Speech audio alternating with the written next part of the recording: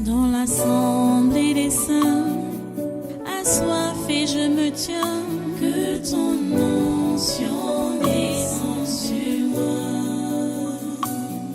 Conscient que mon destin est dans le creux de ta main, que ton onction descende sur moi. Je suis disposé, assoiffé, que ton onction descende sur moi. Je suis disposé, assoiffé,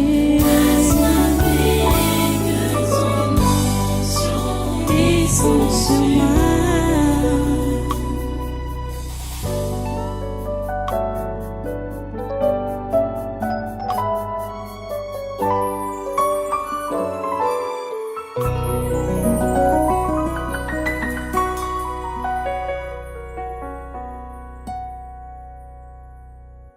En ce qui concerne les combats, en ce qui concerne les épreuves, en ce qui concerne les tentations, je vous assure que quand vous avez une mission importante que Dieu vous a donnée, vous allez connaître ces choses-là que je venais de citer.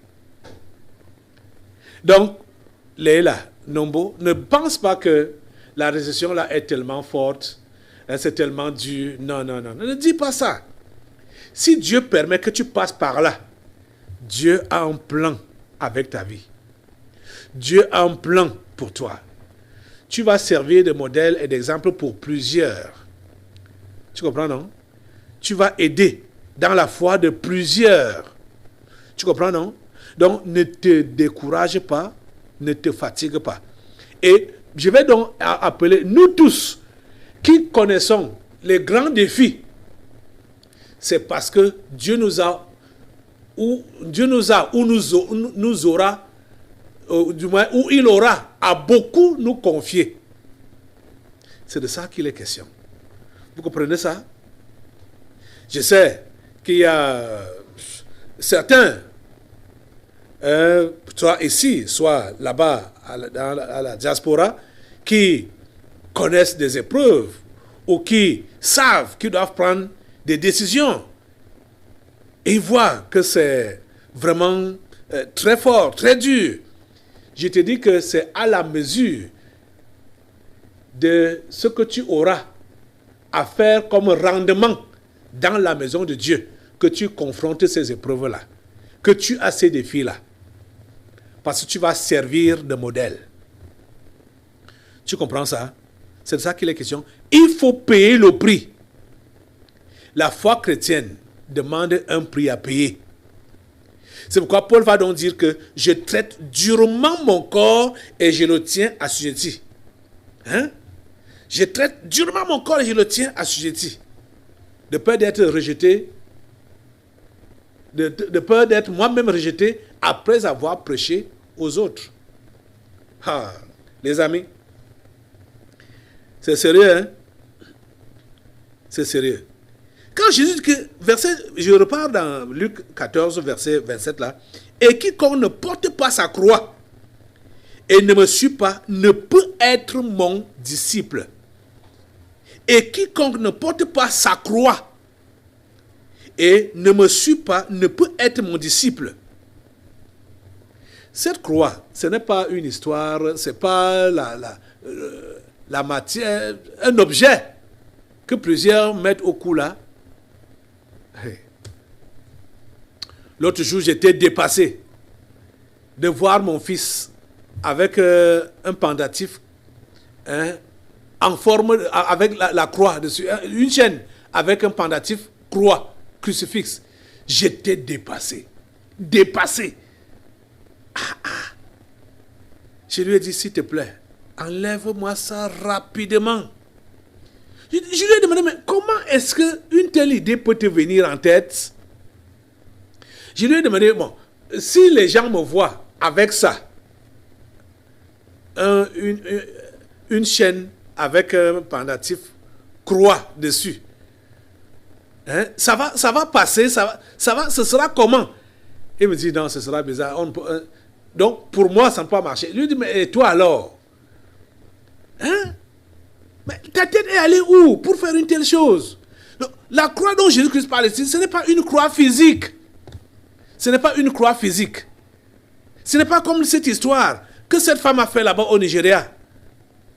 La veuve de Tibo Joshua, qui a organisé une cérémonie où les gens marchaient avec les bougies pour aller mettre ça sur une croix qu'elle a mis, une croix qui était fixée, soit posée au sol comme ça là, en la mémoire de la commémoration de la vie du prophète. Oh mon Dieu! Quand les enfants m'ont montré ça, je ne voulais même pas d'abord regarder ça. Quand les enfants m'ont montré ça, j'ai dit vraiment. Donc cette femme s'est égarée, a décidé de s'égarer et persévérer dans l'égarement. La seule personne que j'ai pleuré dans l'affaire là, c'est Wiseman Racine. C'est lui qui a fait la prière, soit de clôture ou de la circonstance. J'étais dépassé. Qu'est-ce que ces gens sont en train de faire? La croix dont Jésus-Christ parle ici, ce n'est pas une croix physique. Ce n'est pas une croix physique. Ce sont donc les souffrances, les persécutions, les défis à relever à cause du nom de Jésus. Vous êtes en train de comprendre? C'est de ça qu'il est question. Et actuellement, comme j'ai pris l'exemple concret de ma fille Nombo du Canada, c'est sa croix là-bas. Il ne faut pas qu'elle dise que c'est dur, c'est fort, c'est difficile. Elle dit que la récession est difficile, c'est fort. Aïe. C'est pas fort, c'est pas difficile. Il dit, je tenais à vous informer et vous dire aussi que c'est très difficile. Elle dit même, c'est très difficile, la restitution. Mais je sais que je n'ai pas le choix. Donc, elle fait ça comme si c'était donc... elle est forcée, comme si elle était forcée. C'est pourquoi le texte de 1 Corinthiens, j'ai dit que le verset 25, il y a une partie là que j'ai dit que ça vaut la peine d'être souligné. Le verset 25 qui dit que tous ceux qui combattent s'imposent toute espèce d'abstinence. Ils s'imposent. On ne leur impose pas. Donc, ma fille, elle a fait comme si c'est le pasteur qui lui imposait de se séparer de ce païen et de ce sectaire. Vous voyez? Comme si c'est le pasteur qui impose. Donc, elle-même ne comprend pas la nécessité qu'elle doit s'imposer cette séparation pour sauver son âme et pour servir de modèle pour plusieurs. Vous voyez? C'est ça que Paul dit ici. Tous ceux qui combattent s'imposent toute espèce d'abstinence. Et ils le font pour obtenir une couronne corruptible. Mais nous, faisons-le pour une couronne incorruptible. Tu dois t'imposer toute espèce d'abstinence. Tu dois t'imposer toute espèce d'abstinence pour courir et remporter le prix. Tu ne remportes pas le prix là, ce n'est pas en comparaison avec quelqu'un d'autre. J'ai dit en comparaison avec toi-même. C'est ça que j'ai enseigné pendant le séminaire. Donc tu ne regardes pas à gauche ou à droite, tu ne regardes pas d'autres modèles. Le seul modèle que tu dois regarder, c'est Christ. C'est Christ qui doit être ton modèle. C'est lui qui doit être l'exemple à suivre. Tu comprends ça? Vous voyez donc que aujourd'hui, les antichrists sont en train d'avancer dans le mal, d'avancer dans le mal. Mais nous, chrétiens, on est prêts à baisser les bras, à laisser faire. Non. Le Seigneur cherche une poignée d'abord qui va payer le prix pour que la masse puisse être sauvée. Ça commence par une poignée. Ça commence par une poignée. Vous comprenez ça? Ça commence par une poignée. Le réveil qui a eu lieu au 1er siècle, le Seigneur Jésus-Christ avait laissé seulement 12 apôtres. Disons même 11. Ils ont ajouté le remplaçant de Judas après. Vous voyez? Et dans la suite, ceux qui priaient constamment, attendant réellement la promesse de Dieu de s'accomplir, étaient seulement au nombre de 120. 120 personnes seulement, qui étaient dirigées donc par ces 12 personnes. Quelque temps après, on a ajouté 7 diacres. Vous voyez? C'est cette minorité-là qui a bouleversé le monde au 1er siècle. Hein? Vous lisez les Actes des Apôtres et vous allez comprendre ce qu'on dit de Paul. Hein? Ce qu'on dit des apôtres. On dit qu'ils ont bouleversé le monde. Le monde, à leur époque-là, a été bouleversé par une poignée de personnes. Vous voyez? C'est ce que le Seigneur Jésus veut faire en ce temps-ci.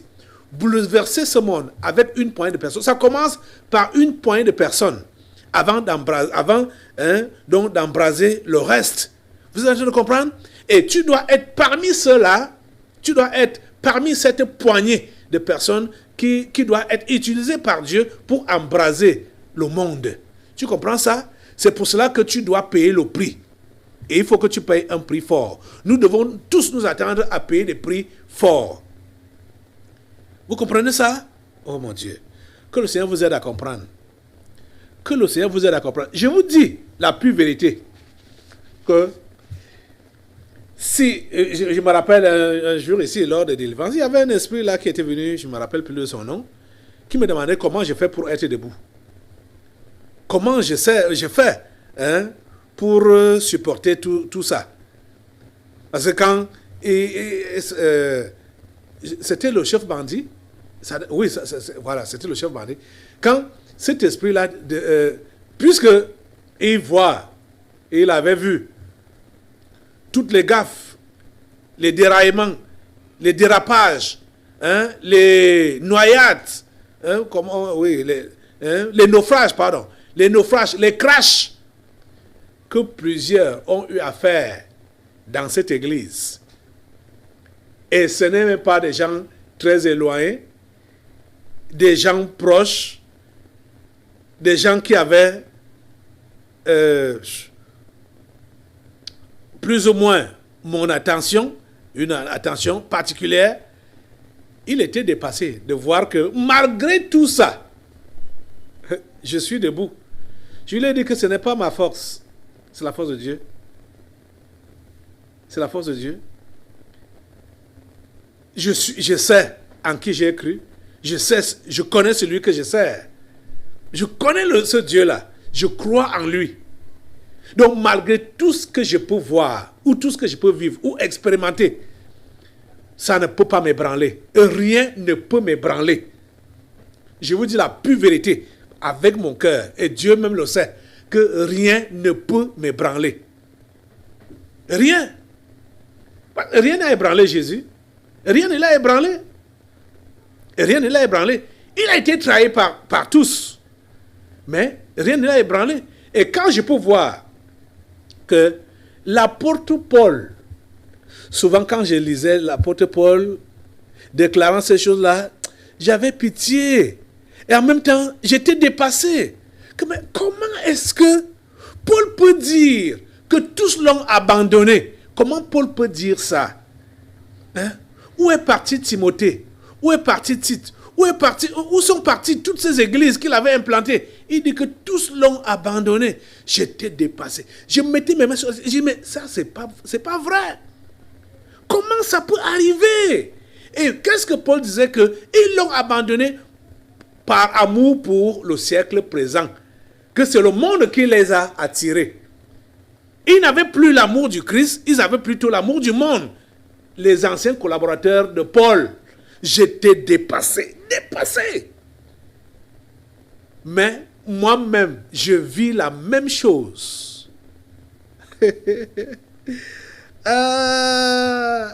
Jésus avait dit à ses disciples, vous allez tous m'abandonner. Je vais me retrouver seul.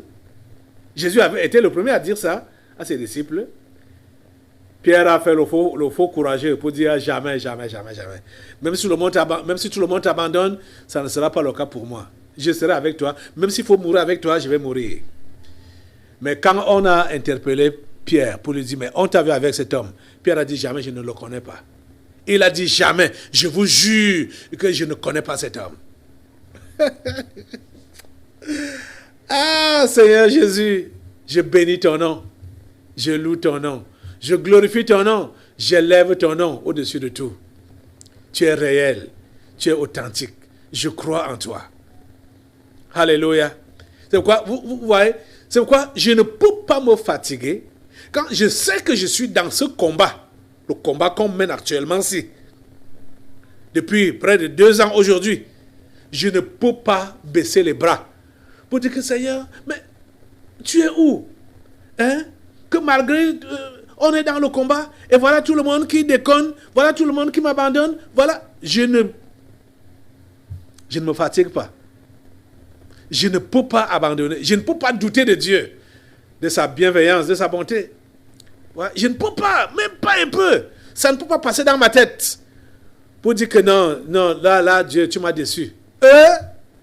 Quand j'entends quelqu'un dire comme ça, là, et la personne dit qu'il est chrétien, il dit ça c'est quelle histoire, ça c'est quel blasphème. Hein? Que Dieu te déçoit, Dieu peut décevoir. Dieu n'a jamais déçu et il ne décevra jamais. Il est digne de confiance. Il est digne de confiance. Quand vous regardez par exemple l'équipe de Jésus, ceux-là qui étaient avec Jésus, ces apôtres-là, regardez leur comportement, regardez leurs agissements. C'était des hommes charnels jusqu'aux dents. Charnels. Des gens qui ne comprenaient rien. Mais ils marchaient avec Jésus. Jésus leur donnait des missions. Vous voyez? Seigneur Jésus. C'est ça qui nous montre donc que ce travail n'est pas le travail d'un homme, c'est le travail de Dieu. Parce que c'est lui seul qui soutient son travail et qui fait son travail et il sait comment il fait ça. La personne qui l'a appelé, cette personne doit lui faire entièrement confiance, quel que soit ce qui lui arrive. Il doit lui faire entièrement confiance. Comme je vous disais pendant le séminaire que si tu n'as pas encore levé les mains pour dire à Jésus, Jésus, prends tout. J'ai tout abandonné entre tes mains. Tu n'es pas encore devenu chrétien. Tu n'es pas encore né de nouveau. C'est de ça qu'il est question. Vous comprenez ça? Vous devez lever les mains. Vous devez lever les mains. Je vais finir ma lecture. Oh mon Dieu, le temps est passé. Hein? Peut-être je vais revenir encore. On est là dimanche. Peut-être on va continuer dimanche. Hein? Jésus dit que et quiconque ne porte pas sa croix et ne me suit pas, ne peut être mon disciple. Car lequel de vous, s'il veut bâtir une tour et ne s'assied d'abord pour calculer la dépense et voir s'il a de quoi la terminer, de peur qu'après avoir posé les fondements, il ne puisse l'achever et que tous ceux qui le verront ne se mettent à l'oreiller en disant: cet homme a commencé à bâtir, il n'a pu achever. Vous voyez, Jésus nous parle ici du prix à payer pour devenir son disciple, pour devenir chrétien authentique, véritable. Il faut payer le prix. Donc il faut calculer la dépense. Je me rappelle un temps là, une jeune fille était passée ici à l'église et elle disait qu'elle veut donner sa vie à Jésus. C'est une fille qui avait été abusée, soit par un prêtre, machin. Elle était, en ce temps-là même, elle était enceinte. Hein? Et lors d'une délivrance, on lui a posé la question de savoir si elle a calculé la dépense. On lui posait cette question-là sans savoir que cette fille m'avait déjà, du moins les esprits ont posé cette question, mais les gens qui étaient là ne pouvaient pas comprendre parce que cette fille m'avait déjà écrit par rapport à sa situation. Donc je connaissais sa situation. Et quand j'ai entendu la réponse, as-tu calculé la dépense? Et dit que voilà, il faut vraiment la foi authentique à cette fille. Hein? Pour payer le prix de la chrétienté. Elle n'avait pas calculé la dépense. Elle a fait quelque temps là, bon après, elle est portée disparue. Vous voyez? Et à plusieurs, on a posé la question là, as-tu calculé la dépense? Tu dis, je crois. Il faut calculer la dépense. Parce que pour elle, par exemple, soit c'est le prêtre qui s'occupait de son loyer, c'est le prêtre qui s'occupait de tout. De son entretien, de tout. Donc, elle voulait d'abord donc se rassurer que si elle quitte le prêtre, c'est là que, du moins, avant de quitter le prêtre, il faut d'abord qu'elle ait un cadre qui l'accueille. Hein? Il faut donc qu'elle soit rassurée, qu'elle ne va pas vadrouiller, qu'elle ne sera pas dans la rue. C'est ça qu'elle voulait. Ce n'est pas comme ça la foi. Ne t'engage pas dans la foi avec les calculs. Tu vas faire une fausse conversion. C'est-à-dire, le genre de chrétien ou de chrétienté là, comprend comme les œufs là, que ça ne doit pas se casser, vraiment. Non, ça ne peut pas aller loin. Ça ne peut pas aller loin. Jésus a dit qu'il faut calculer la dépense. Il faut calculer la dépense. Le prix à payer. Les amis, il faut calculer cela. Pour certains, ça ne sera,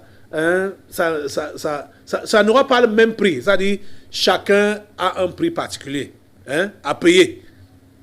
Tout le monde, ce n'est pas la même chose. Mais ce qui est là, c'est tout le monde qui est appelé à payer le prix. Est-ce que tu es prêt à payer le prix? Est-ce que tu es prête à payer le prix? Beaucoup. Quand Jésus parlait qu'on va railler celui-là qui n'a pas pu, qui a engagé une concession et n'a pas pu achever. La concession, c'est quoi? La concession, c'est le temple que tu es. 1 Corinthiens chapitre 3, verset 16. Qui dit que nous sommes le temple de Dieu. C'est ça qu'on doit construire. Les démons vont se moquer de tous les rétrogrades en enfer. Ils seront les premiers à tourmenter tous les rétrogrades en leur disant que, n'est-ce pas, vous avez dit que vous croyez. Ils vont maintenant commencer à les pincer avec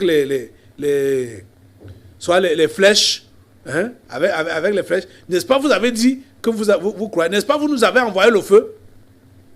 Vous comprenez ça? C'est comme ça que ça va se passer. C'est comme ça que ça va se passer. Tout le monde est appelé à payer le prix. Calcule bien la dépense. Vous comprenez? Donc, ce genre de foi dont on vous a parlé là, que vous avez voulu donc embrasser, la foi de la facilité, la foi de l'aisance, la foi du bonheur, la foi de la paix, la foi de la guérison, la foi du mariage à tout prix, la foi du travail, la foi des voyages, la foi basée sur des fausses raisons. Ce genre de foi-là ne peut pas vous amener au ciel. Vous devez vous engager dans la foi, sachant que la souffrance est devant vous, sachant que les épreuves sont devant vous, sachant que vous avez un prix à payer. Est-ce que ce prix-là, pour vous, ça peut vous paraître un prix très cher, comme par exemple ce que Léla Vanessa est en train de payer à l'heure actuelle. Ou je voulais dire, de vouloir payer à l'heure actuelle, parce que tout son cœur n'y est pas encore.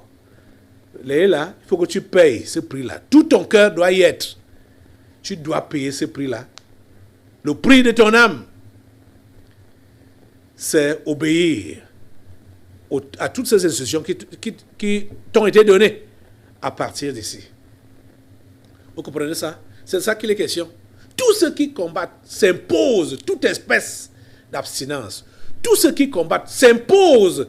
On ne leur impose pas. Ils s'imposent toute espèce d'abstinence. C'est à cela que vous êtes appelés.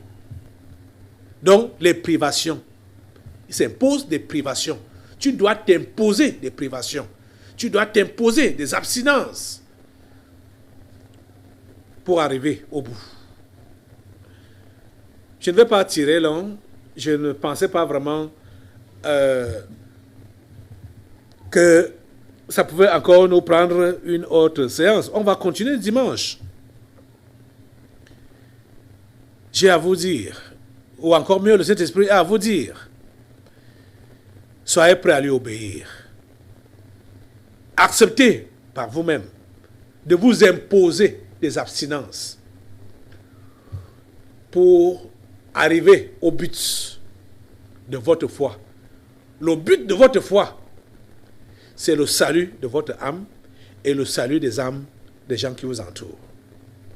C'est de ça qu'il est question. Nous allons prier maintenant. Levez-vous pour la prière. Nous allons continuer dimanche. Levez-vous pour la prière. Et demandez à Dieu la grâce de ne jamais analyser les choses avec votre cerveau, les choses qui vous arrivent, ou le prix que vous êtes appelé à payer avec votre cerveau. Si Dieu vous demande de payer un prix quelconque, comprenez que c'est ça qu'il fallait pour vous. Donc ne dites pas que c'est très difficile. Pour reprendre les paroles de Leila, ne dites pas que c'est très difficile. Il y a certains parmi vous là, vous devez faire comme Leila. C'est-à-dire, vous connaissiez la vérité. Et vous avez décidé, vous connaissiez la vérité, vous étiez chrétien, véritable, authentique. Et vous avez décidé de faire un mauvais mariage. Malgré les signes que vous avez vus, mais vous avez décidé de faire un mauvais mariage. Et à l'heure actuelle, vous êtes conscient que c'est un mauvais mariage. Quittez cela. Quittez cela. Abandonnez cela. Franchement. Abandonnez. Payez le prix. Consentez des privations. Imposez-vous des privations. Imposez-vous des abstinences. N'en parlons pas de ceux-là qui ont cru et sont dans des activités qui compromettent leur foi, telles que la vente des stupéfiants, vente des alcools. Tu dois abandonner ça. Hein? Tu as cru. Et ton activité, c'est quoi? La prostitution. Tu dois abandonner ça. Et tu dois restituer. Tu as cru. Ton activité, c'est quoi? Le faux. Ce comme on appelle ici au Cameroun, le fémania. Tu dois abandonner ça. Tu as cru en Jésus. Et ton activité, c'est quoi? Le concubinage. Où toi, tu es spécialisé à vivre avec des hommes mariés ou même des femmes mariées. Abandonne ça. Tous ces gens-là, c'est-à-dire toutes ces choses-là qui te soutiennent et qui sont donc un péché, ça va t'empêcher d'aller au ciel. Le prix à payer, c'est d'abandonner cela. La liste peut s'allonger, mais vous savez vous-même, vous savez dans quoi vous êtes et qui ne correspond pas avec les saintes écritures, le saint évangile que vous avez reçu. Ne m'écrivez pas là-dessus pour dire ça, parce que je dois faire comment. Quand tu sais déjà, parce qu'il y a plusieurs personnes, ils savent déjà ce qu'ils doivent faire. Mais ils veulent me tenter pour demander, pour dire, je vais, parce que je dois faire comment, telle situation. Alors qu'il sait ce qu'il doit prendre comme décision, ce qu'il doit faire, ce qu'il doit poser comme acte. Il sait. Obéissez seulement au Seigneur. Obéissez au Seigneur. C'est le prix pour votre salut. Ça va vous sauver et ça va sauver d'autres. Vous comprenez? Décidez-vous dans la prière, pendant que je fais ces commentaires pendant que vous êtes en train de prier, et chacun sait, en soulignant certains aspects, je ne peux pas tout souligner, c'est pour que quelqu'un puisse se reconnaître, c'est pour que chacun puisse se reconnaître, se retrouver. Quelle que soit l'activité mauvaise dans laquelle tu étais, ou tu es, tu veux sauver ton âme, quitte l'activité mauvaise là. Abandonne cela, paye le prix. Abandonne cela. Tu comprends? Abandonne cela pour te donner à Jésus. Tu vas te sauver et tu vas aider à sauver d'autres. Seigneur Dieu, merci d'aider cet homme, merci d'aider cette femme. Merci d'aider tous ces gens qui ont suivi ton conseil maintenant.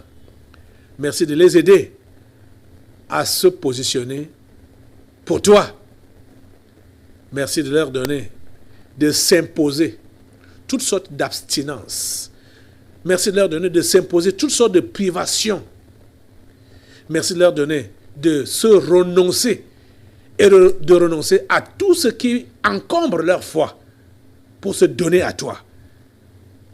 Oh Dieu, merci d'enlever tous les mauvais regards ou tous les mauvais commentaires, les mauvaises analyses qu'ils ont par rapport à ces décisions qu'ils doivent prendre pour voir que c'est difficile ou très difficile. Merci de leur faire comprendre que c'est facile de te croire et de t'obéir. Merci parce que tu tiens chacun par la main et tu le conduis victorieusement vers ton salut et vers le salut des autres. À toi toute la gloire, au nom puissant de Jésus, nous avons prié. Amen. Amen. Maintenant, nous allons passer aux délivrances prophétiques. Dans l'assemblée des saints, assoiffé je me tiens, que ton onction descende sur moi. Conscient que mon destin